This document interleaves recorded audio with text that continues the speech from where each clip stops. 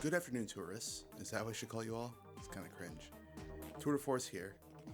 When it comes down to the fundamental part of how we perceive music, usually our ears translate sound waves into something that our brains can understand. However, what if I were to just cut out the whole audio part of making the song and just rely off of intuition and feel? Could I create something tangible, or will it be a tangled mess of bullshit? Stick around to find out. The rules are simple. I'm allowed to use pretty much anything within Ableton, but I cannot listen to anything. This includes the software itself, as well as any external instruments like my guitar or bass or drums. I'm allowed to use any tools to get the job done and make it sound good, like quantizing and whatnot. That's it for the rules. Let's just get into it. Okay everyone, here we are in a completely blank project. Already unsure what to do. I cannot hear anything. I have my headphones off at the moment, and I have to figure out what the hell I'm doing. I think first of all, we're going to start with drums, because I do have good experience with MIDI drums. I don't think I have to use my actual drum kit for this. I can just sort of eyeball it. This is definitely going to be a very basic sounding beat, but at least it's not FL Studio, so I can actually do things. Sorry FL, but you suck. We're just going to do like 98 for the BPM. So I'm glad that everything's properly labeled, so this will be way easier for me to put MIDI information into this. I don't want to do too basic, because then it's just kind of a boring video, so I'm going to see what I think this would sound like. I have no clue what Ride Acoustic Ocean sounds like, so I'm kind of scared to use that, and there's no closed hi-hats, so I'm just going to add one. I don't know what this one sounds like, actually. I really don't. But let's try it. Let's use two different hi-hats just to give it some sort of like semblance that I know what I'm doing. I'm going to do alternating hi-hats. I could do something pretty interesting here, I think, but I don't know which hi-hat is the correct hi-hat to be using for the open sound. I'm going to use this one. So I have the snare falling on the fourth beat of the first, okay, and then I have the snare, okay, yeah, that should be all right.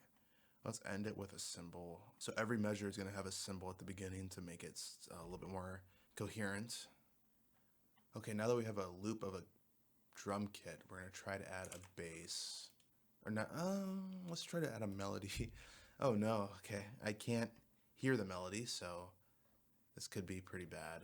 And I can't hear what instruments I'm using. Or if I should try guitar instead or something, since I can actually see what I'm playing compared to this, which I can't see what I'm playing. Let me go and get my MIDI keyboard so I can actually see what notes I'm playing.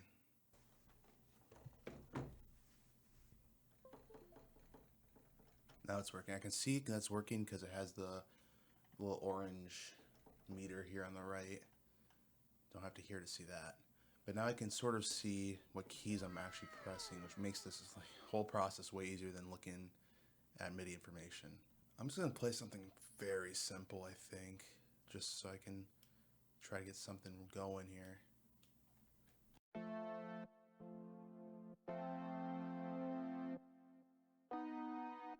I'm just going to use only white keys. I think that's the least risky option, is to only use white keys, so let's just try to do something. I'm just going to, since I can't hear the metronome, there's no point even having it on. That's just me working off of what I'm used to. So let's just try something here. Make sure I have a count in at least. Yeah, I have count in, okay.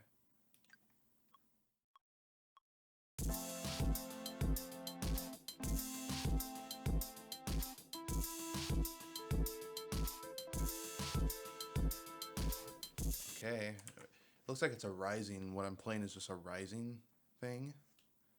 Just make sure everything's lined up. Remember, this is allowed. I'm allowed to do this. I'm just not allowed to listen to what I'm doing. I don't think I want it to just only rise in terms of like the chord progression only rising. I want something a little bit different. So maybe on this third measure, maybe cut in half and add a different chord. All right, now I have everything quantized and sort of in place. I gotta make sure that all these velocities are correct at least. Make sure everything's at the same volume. Okay, that's my chords. I can't hear it. I hope you guys can hear it, and it sounds great, I'm sure. Let's get a melody in here. So I'm gonna look at my chords here and figure out what notes are okay to play. think I just follow the chord progression. Like I don't think I try to go off too much because I can't hear it, so I don't know what sounds good when I go off of it. I don't think I touch it with any sort of effects or anything because I can't hear it, so effects could really ruin this whole thing pretty quickly if I'm not careful enough with it. I could do some light reverse, sure. Put a reverser on it with like a really low in the mix. And then I'm going to have this one a little bit to the left, and then this one a little bit to the right. And I'm going to give like an eighth note of a difference. But this is what it would sound like.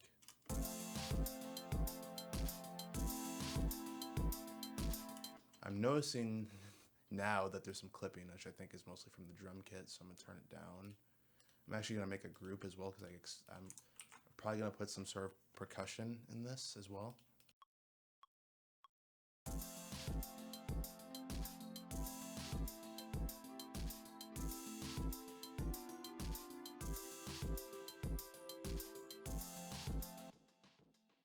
I don't think the last note was good. I think I should end on the low note probably. Let's swap these two around. And then we're gonna do quantize. Who would have guessed? You guys never would have guessed that one. And then let's get, that's a tambourine that I added. Let's get a shaker of some sort. It's gotta be pretty short, and I can see that it's short because of how fast the preview tab at the bottom left is. I'm just gonna add this one. I don't know exactly what this sounds like, but I don't like how it says step. Like, I don't know what that means. Why are there different steps? Not too sure what that'll sound like, but I'm gonna put it a little bit low in the mix and then on the right probably.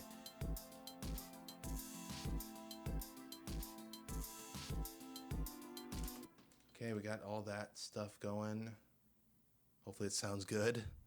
I have no clue. Let's add the bass. What does piano bass look like? Okay, maybe I'll try this one. I gotta put it very low in the mix though. And then I'm going to just follow the chords, I guess. Making a bass line is gonna be very difficult without being able to hear it, like making a compelling bass line. So I'm just gonna follow sort of, I could do like doom doom. Maybe I'll do that, let's see. Just follow the chords.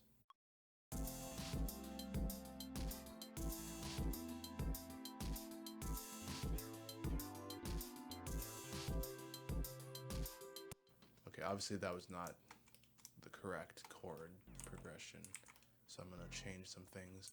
I noticed that that's 0, that's a little bit low. Usually, some basses can handle that low, but I'm gonna put this one a little bit higher. This is what that bass line sounds like. Hopefully it's okay.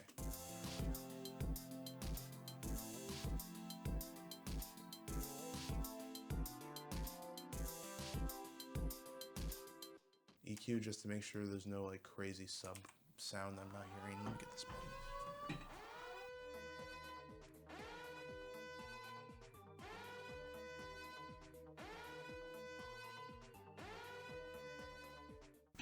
Okay, I got that bug. Let's get back to it. That's a lot of mid-range in this bass. I don't know what that sounds like actually. Why does it have so much mid-range? I like the sandblocks loop typically. It's got a lot of high end, so I gotta be careful with the high end here.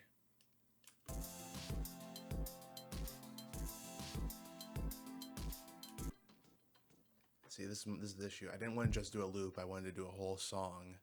So we need some sort of lead in or some sort of structure that I cannot hear. I can't hear the structure of the song, so I don't know exactly how it's going to turn out. Now I'm going to use Vital, and I have some good experience with this, so I know sort of what I like to do.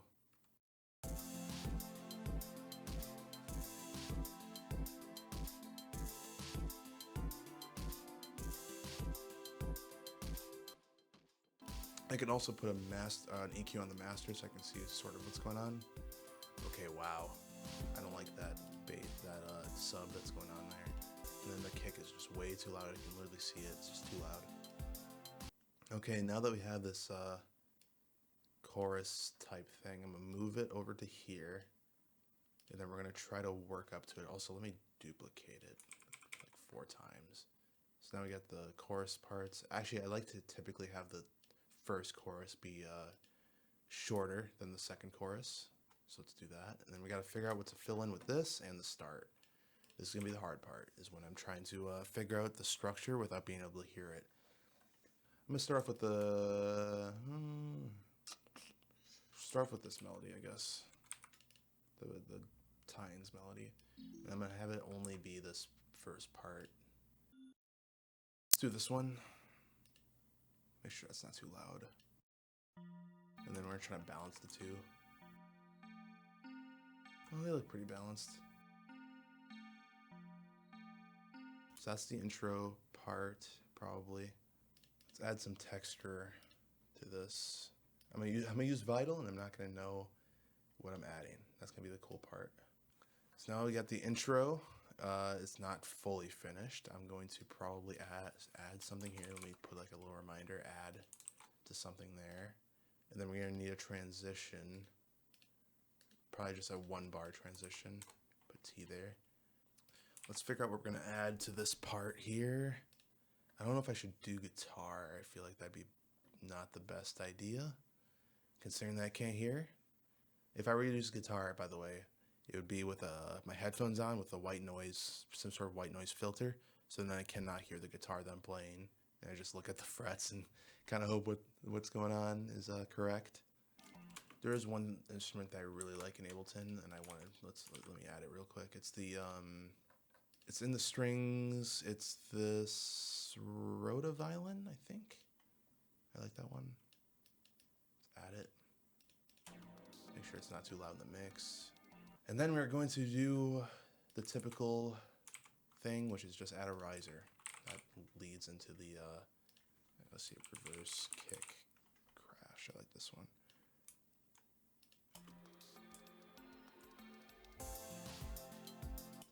I think I just want to try to add something new for the change part. And then maybe I can have a return to the intro here. Intro return. All right, it looks like it's time. Since this change is coming for the song, the sort of bridge section, I think it's time that I pop out the guitar and try my best. Now remember, I cannot hear anything that I'm playing. I have to use what I'm given. I can see that this is not in tune. Okay, seems like it's in tune. Now remember, I got headphones on with white noise in them, so I cannot hear anything. 2, 3, 4.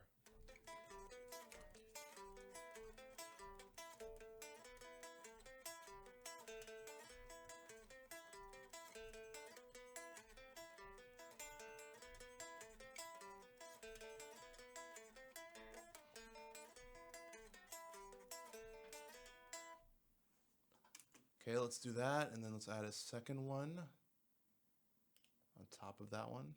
3, 4.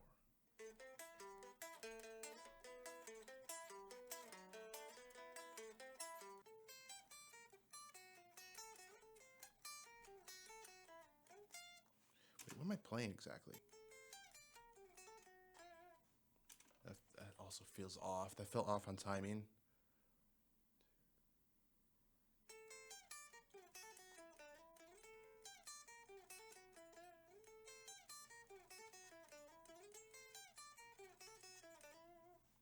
That felt better.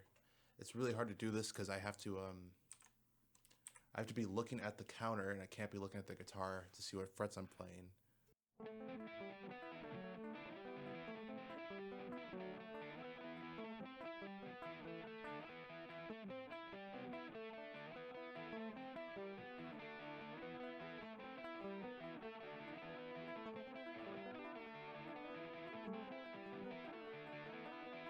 There we go. My MIDI keyboard's working now. Let's just add a chord or something.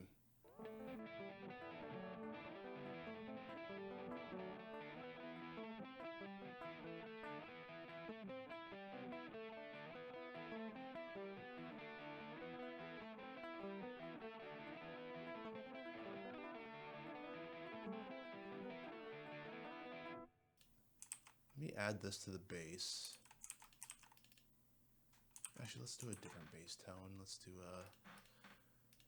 do a more harsher bass tone, I guess. This one maybe. What does this one look like?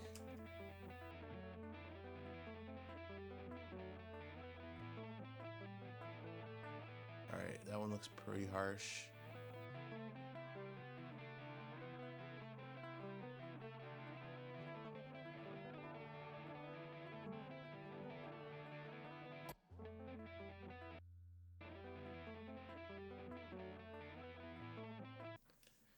And that's it.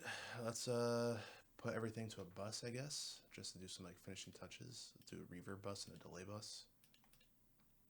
Not gonna go too hard on the buses. Usually I have a bus for drums, keys, synths, everything. But for this, I'm just gonna do something simple. Okay, that's all this stuff into a reverb bus, at least a little bit. Maybe I could do like a little bit more for some of these, but I'm gonna keep it like that for now. Let's do a delay bus. Put some stuff in that perhaps. I'm going to now quote unquote master, aka I'm just going to use the master that I already have saved, because I don't want to waste too much time mastering something that I can't hear. Okay, I think that's it for this whole beat song thing. Looks like trash. It's got a lot of random little parts to it. I think this was a success. I think this worked well. I think this is amazing. It's an amazing song. Probably one of my best yet.